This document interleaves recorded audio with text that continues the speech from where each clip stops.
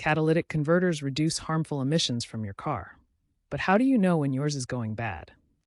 Common signs include a check engine light, often with codes P042 or P0430. Reduced engine performance, like sluggish acceleration or stalling. Unusual rattling noises from the exhaust. A noticeable drop in fuel efficiency, around 10 to 20%. Failing an emissions test. Or a strong rotten egg smell. If you notice any of these, it's time to investigate.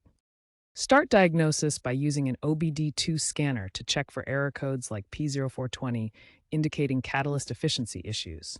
Visually inspect the converter for physical damage, soot buildup, or melted components that indicate failure. For precise diagnosis, a mechanic performs back pressure testing to measure exhaust resistance or emissions analysis comparing inlet and outlet gases. Common causes of converter failure include overheating from engine misfires, contamination from fluid leaks, physical damage from road debris, or normal wear from age. Replacement options range from OEM parts costing $1,000 to $2,500 to more affordable aftermarket converters from $300 to $1,000 with good warranties. Installation typically takes 1 to 2 hours and involves securing the converter with welding or clamps, plus connecting exhaust pipes and gaskets.